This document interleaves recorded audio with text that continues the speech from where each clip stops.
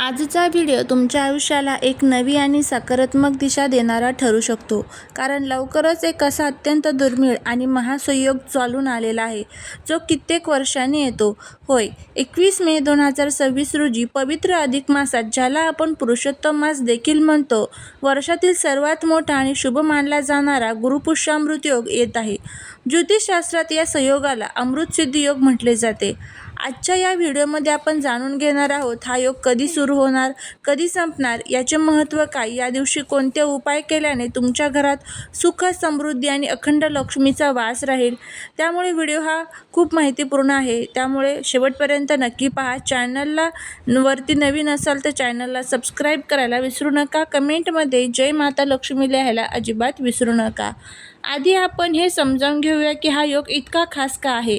जेव्हा गुरुवारी पुष्य नक्षत्र येतं तेव्हा गुरुपुष्यामृत योग तयार होतो. पुष्य नक्षत्राला सर्व नक्षत्रांचा राजा मानले जाते.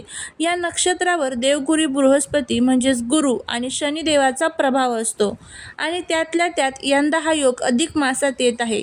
अधिक मास हा भगवान विष्णूंना अत्यंत प्रिय आहे, म्हणूनच त्याला पुरुषोत्तम मास म्हणतात. जेव्हा अधिक मास आणि गुरुपुष्यामृत योग एकत्र येतात तेव्हा या दिवसाचे शुभ फळ 1000 पटीने वाढते. या दिवशी तुम्ही जे काही सत्कर्म कराल, दानधर्म कराल किंवा नवीन सुरुवात कराल, त्याचे फळ अक्षय राहते, म्हणजेच ते कधीही संपत नाही. हा शुभ मुहूर्त कधी आहे, कधी संपणार ते बघूया आपण. तर गुरुपुष्यामृत योगाची तारीख ही 21 मे 2026 वार गुरुवार या दिवशी आहे. आता या दिवशी पुष्य नक्षत्र जे आहे तर ते सकाळी 7 वाजता चालू होणार आहे आणि नक्षत्राची समाप्ती ही रात्री 3 वाजता होणार आहे. म्हणजेच हा मुहूर्त संपूर्ण दिवसभर असणार आहे. या काळात राहुकाळ वगळता तुम्ही कोणते शुभ संकल्प करू शकता. गुरुपुष्यामृत योगाच्या सुवर्णकाळात खरेदी करणे आणि साधना करणे अत्यंत फलदायी मानले जाते. शास्त्रानुसार गुरुपुष्यामृत योगावर केलेली खरेदी अत्यंत शुभ आणि चिरंतन टिकणारी असते. जर तुम्ही काही खरेदी करण्याचा विचार करत असाल तर या गोष्टींना प्राधान्य द्या. या महासंयोगाच्या दिवशी घरात सुख समृद्धी येण्यासाठी काही उपाय करू शकता. गुरुवारी सकाळी लवकर उठून स्नान करा, पिवळे वस्त्र परिधान करा, देवाऱ्यात भगवान विष्णू आणि माता लक्ष्मीच्या मूर्तीला किंवा फोटोला केसर आणि दुधाचा अभिषेक करा. त्यांना पिवळी फुले आणि पिवळी मिठाई म्हणजेच बुंदीचे लाडू अर्पण करा. या दिवशी ओम नमो भगवते वासुदेवाय नमः या मंत्राचा कमीत कमी 108 वेळा जप करा. अधिक मासात या मंत्राचा जप केल्याने सर्व संकटांचा नाश होतो. संध्याकाळी घरातील तुळशीच्या रोपाजवळ शुद्ध गाईच्या तुपाचा दिवा लावा आणि तुळशीला प्रदक्षिणा घाला. अधिक मासात दानाला अनन्यसाधारण महत्त्व आहे.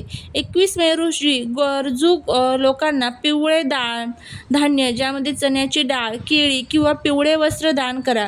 तुमच्या क्षमतेनुसार केलेले दान तुमच्या 7 पिढ्यांना पुण्य देऊन जाईल. या दिवशी सोने चांदीची खरेदी करणे लक्ष्मीला आमंत्रित करण्यासारखे आहे. जर सोने खरेदी करणे शक्य नसेल तर चांदीचे छोटे नाणे किंवा चांदीची वस्तू खरेदी करू शकता. बघा, जर बजेट नसेल तर काळजी करू नका. या दिवशी केवळ 5 किंवा 10 रुपयांचे अख्खे धने आणि हळकुंड खरेदी करून घरी आणा. ते देवाऱ्यात ठेवा. यामुळे घरामध्ये कधीही पैशांची कमतरता भासत नाही. अधिक मासाचे निमित्त असल्याने भगवान विष्णूंच्या पूजेसाठी पितळेचे दिवे, भांडी किंवा भगवद्गीता यासारखे धार्मिक ग्रंथ खरेदी करणे अत्यंत उत्तम मानले जाते.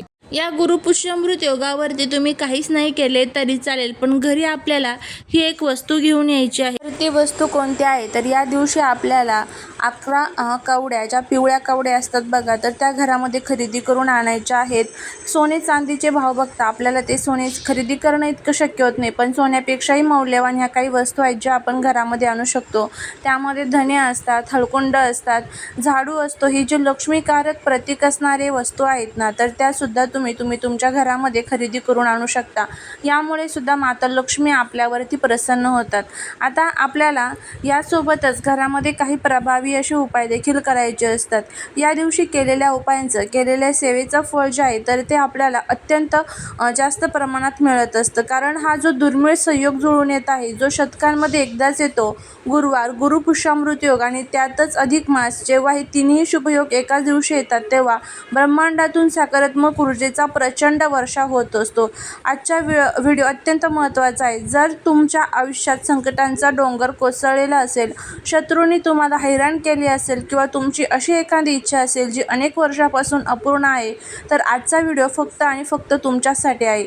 आज आम्ही तुम्हाला एका अशा पवित्र झाडाच्या पानाचा उपाय सांगणार आहोत, जे पान 21 मे रोजी घरात आणताच तुमचे मोठे मोठे शत्रू देखील तुमच्यासमोर लोटांगण घालतील आणि तुमची कितीही कठीण इच्छा अवघ्या काही दिवसात पूर्ण होईल. हा उपाय काय आहे, तो कसा करायचा आणि त्याचे काय फायदे होतात, हे सविस्तर जाणून घ्यायचं असेल तर कमेंटला लाईक, शेअर, सबस्क्राईब करून कमेंटमध्ये ओम नमो भगवते वासुदेवाय लिहायला अजिबात विसरू नका. हा उपाय जाणून घेण्यापूर्वी हा उपाय नक्की का करावा ते आपण बघूया.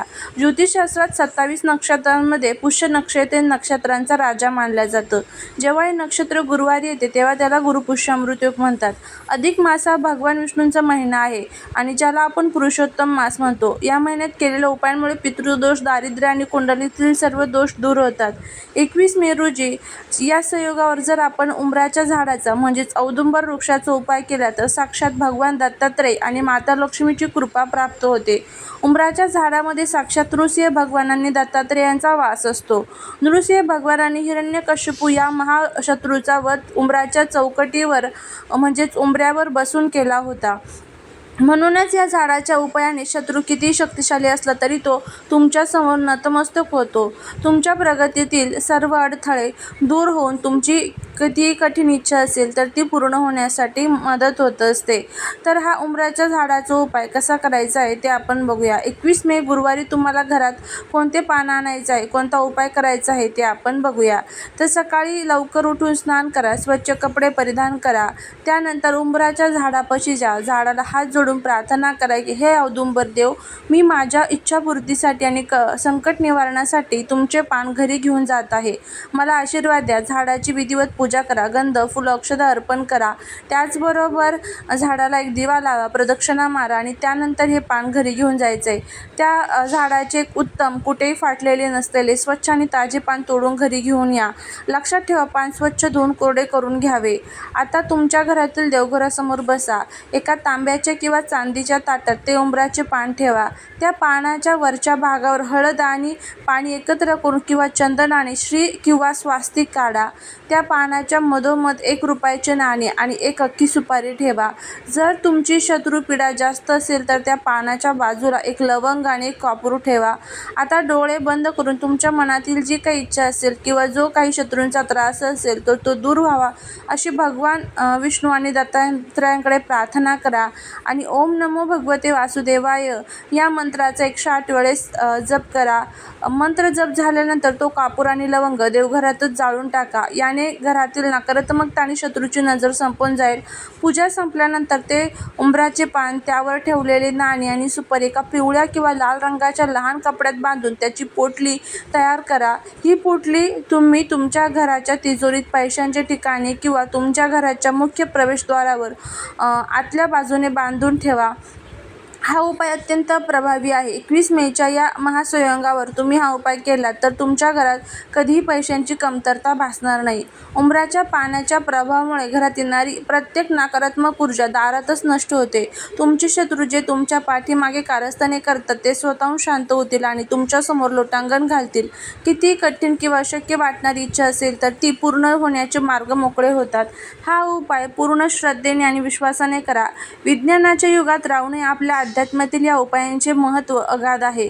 तुम्हाला हा व्हिडिओ कसा वाटला मला कमेंटमध्ये नक्की सांगा. व्हिडिओ आवडला असेल तर लाईक, शेअर, सबस्क्राईब करून मित्रपरिवाराबरोबर शेअर करायला विसरू नका.